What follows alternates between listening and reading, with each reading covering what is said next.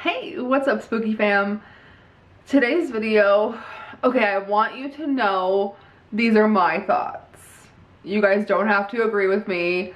One of these movies could be your favorite movie of last year, but this is my list of the worst horror movies, for me, of 2022.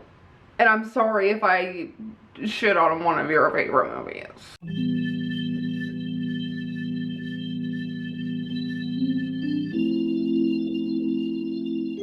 So if you guys enjoy, go ahead and let me know which movie you actually enjoyed on this list. Subscribe, do all the fun things. We have one video left, wrapping up the movies from last year, and it's probably going to be my favorite horrors of 2022, which I'm kind of having trouble putting together, and I don't think they're gonna be ranked. I just think it's gonna be like me throwing movies at you that I really enjoyed. So to start off with my worst horror movies that I watched from 2022, we're starting with UNHUMAN, which I really did not, and you guys should know by now, I have a really hard time enjoying a zombie movie, and this one, oh my god, was it ever terrible. After their school bus crashes, a group of high school students are thrown into a terrifying fight for survival as they try to take down a group of unhuman savages before they kill each other first. And if you guys are into like teen zombie romps, go ahead. Not for me. Up next is a movie I really wanted to enjoy.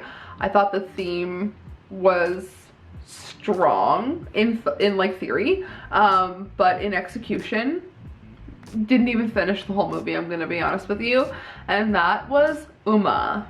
Amanda, played by Sandra Oh, who I thought was going to carry this movie for me, and her daughter live a quiet life on an American farm, but when the remains of her estranged mother arrive from Korea, Amanda becomes haunted by the fear of turning into her own mother. And that sounds like such a strong, I don't know, it just sounds like a strong premise, but it was boring, and the CGI was terrible, and it didn't do it for me. Okay, this movie is on this list because they missed the entire opportunity to make this movie interactive, and that is Choose or Die, which I feel like could have been easily like a Bandersnatch or just one of those like choose your own adventure or Netflix things. I feel like it could have been so much stronger if the viewer had the opportunity to choose or die. After firing up a lost 1980s survival horror game, a young coder unleashes a hidden curse that tears reality apart, forcing her to make terrible decisions and deadly consequences. And while this one did have like good effects, good gore, like I really appreciated the gore, but just the concept as an interactive movie, it would have been so much more fun, so much more enjoyable. Okay, the next one I don't even have words for, because there are some people you come across in your life, whether it be in a movie, in real life, in a TV show, somewhere, and they just get under your skin in the worst way. And that was Annie from DASHCAM. DASHCAM, I wanted to enjoy you, but Annie made it so hard for me to enjoy it. I feel like if it was any other character that wasn't so strongly based on someone's real life, if I could just separate it a little more, I might enjoy it a little more. But she really made it a difficult watch. At the start of the pandemic, controversial internet live streaming improv musician leaves for London, Annie. She steals her ex-bandmate's car and makes the fateful decision to give an elderly woman a ride, but she is not who she thinks she is. And when I say that, it's the elderly woman, because that is the best part of the movie. I believe her name is Angela. Shout out Angela. She is the best part of DASHCAM, and the only reason that I kept watching. I don't know, just, I feel like Deadstream did the disgraced internet celebrity so much better, and he was so much more likable, and it was just, it felt so much more out of reach than DASHCAM. So if you guys want a good found footage, disgraced internet celebrity, haunted something, how, you know, just go watch just go watch Deadstream. Deadstream was my favorite horror movie of 2022. Spoiler alert. Okay, now moving on is a movie that just kind of like ended up on Shudder, and we watched, and there was so much build up for not enough payoff, and that is Who Invited Them. Let me know if you guys have seen this one.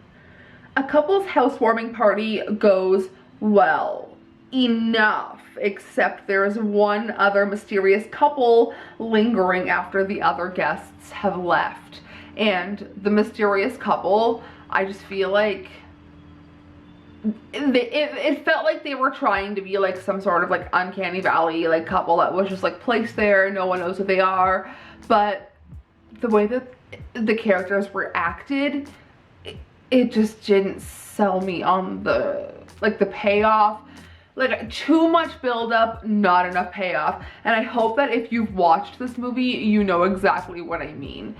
The ending, like the payoff, it comes, it's abrupt, and the movie's over.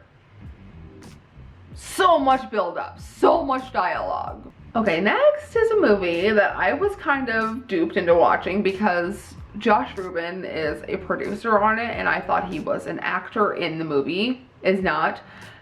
This one is called Blood Relatives, another one that just kind of ended up on Shudder, but it's a vampire movie. I don't want to ruin anything, but we're gonna get into more vampire stuff around here. Blood Relatives felt like a vampire story that wanted to have so much heart, but was really boring. A nomadic recluse living on the fringes of society reconsiders his bloodthirsty legacy when a teenage girl shows up claiming to be his daughter. And it's like a father-daughter road vampire movie of sorts. Not up my alley.